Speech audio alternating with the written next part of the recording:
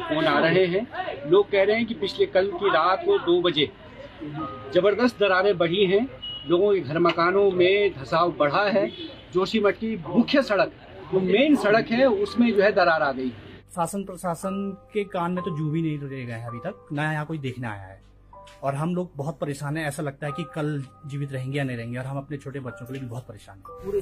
पूरे मोहल्ले में नीचे से घरों में बड़ी बड़ी दरारें पड़ चुकी है और भू धसाव से तो हमको खतरा बनाई है। और हमारे पीछे जो बड़े बड़े 5-6 मंजिला इमारत बनी है, उससे हमको एक अतिरिक्त दबाव है।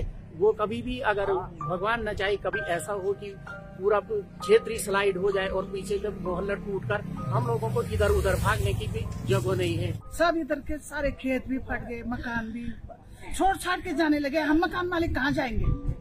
ये आवाजें और तस्वीरें उत्तराखंड के जोशीमठ कस्बे से आई हैं, जो इस समय एक गंभीर संकट में है। समुद्र सतह से करीब 6000 फीट की ऊंचाई पर स्थित जोशीमठ राज्य के चमोली जिले में है और बद्रीनाथ, हेमकुंड और फूलों की घाटी यानी वैली ऑफ फ्लावर्स जाने वाले रास्ते में पड़ता है। लेकिन आज पूरे जोशीमठ की हालत ऐसी है मानो ये हिल स्टेशन बारूद के ढेर पर हो। अगले साल हमने अक्टूबर नवंबर में रिटायरिंग की थी, इस जनवरी से इस जनवरी तक 1 साल हो गया। कुछ दिन पहले करीब 25,000 की आबादी वाले जोशीमठ से लगभग 50 घरों में दरारें दिखाई देनी शुरू हुई। ऐसे घरों की संख्या और इन दरारों की चौड़ाई हर रोज बढ़ रही है।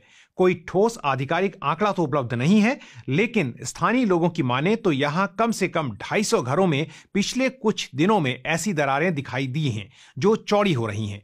ये दरारें क्यों आ रही हैं, इस पर मैं आगे आपको बताऊंगा, लेकिन पहले ये तस्वीरें देखिए। जाहिर है यहां रहने वाले लोग परेशान हैं, डरे हुए हैं, क्योंकि यह क्षेत्र एक पहाड़ी और अत्यधिक भूकंपीय क्षेत्र सीज्मिक जोन 5 में आता है, तो लोगों में भय स्वाभाविक है। और आप देख सकते हैं कि कैसे आदमी, महिलाएं, बच्चे सभी ठंड में रात के वक्त घरों के बाहर आग जलाकर बैठे हुए हैं। रात के 2-3 बजे का टाइम है, हम सारे मोहल्ले के लोग रोड में आ गए। शासन प्रशासन को हमारी सुध लेने की कोई मैसेज नहीं किया जा रहा है। इस वीडियो में जो तस्वीरें आप देख रहे हैं वो स्थानीय पत्रकार पूरन भिलंगवाल ने भेजी हैं या स्थानीय लोगों ने हमें दी हैं। बर्बाद होते और धंस रहे शहर को बचाने के लिए जोशीमठ बचाओ संघर्ष समिति बनाई गई, जिसके एक प्रतिनिधिमंडल ने देहरादून में मुख्यमंत्री पुष्कर सिंह धामी से मुलाकात की।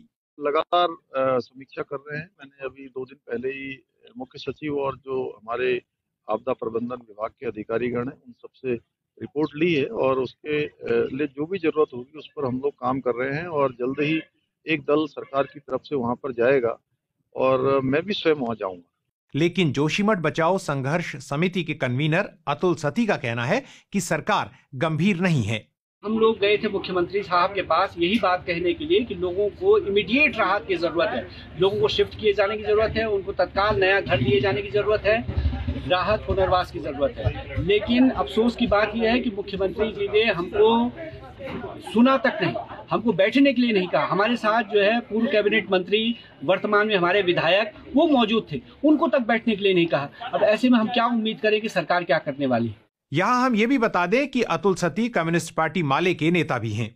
अब सवाल है कि जोशीमठ के घरों में दरारें क्यों आ रही हैं। संवेदनशील हिमालयी क्षेत्र में बसा जोशीमठ असल में कभी भूस्खलन से जमा हुए मलबे के पहाड़ पर बसा है। नाजुक भूगर्भीय बनावट के बावजूद यहां लोगों का बसना जारी रहा। बहुमंजिला इमारतें, घर और होटल तो बने ही, हाइड्रो पावर प्रोजेक्ट और 4 धाम यात्रा मार्ग जैसे भारी भरकम प्रोजेक्ट भी बने। गंगा की बड़ी सहायक नदी अलकनंदा यहां बहती है और आसपास का इलाका कई छोटी बड़ी नदियों का बहाव क्षेत्र है, जिस कारण भूकटाव होना कोई आश्चर्यजनक बात नहीं। इसका निश्चित असर पिछले कई सालों में धंस रहे जोशीमठ पर दिखा है। यहां यह बताना जरूरी है कि करीब 50 साल पहले 1976 में गढ़वाल के तत्कालीन कमिश्नर MC मिश्रा की अध्यक्षता में एक कमेटी बनी, जिसने अभी खड़े संकट की पूर्व चेतावनी दी थी। तब कमेटी के जानकारों ने पूरे क्षेत्र का अध्ययन कर यहां सड़कों की मरम्मत या किसी तरह के निर्माण के लिए पहाड़ों से भारी पत्थर न हटाने की सलाह दी थी और कहा था कि खुदाई और ब्लास्टिंग न की जाए। मिश्रा कमेटी में सेना, ITBP और सीमा सड़क संगठन यानी BRO के अधिकारी और जानकार थे, जिन्होंने जो हालात अभी दिख रहे हैं उसकी पूर्व चेतावनी तभी दे दी थी। लेकिन पिछले 30-40 सालों में चमोली जिले और खासतौर से जोशीमठ के आसपास वही सब किया गया जिसकी मनाही थी।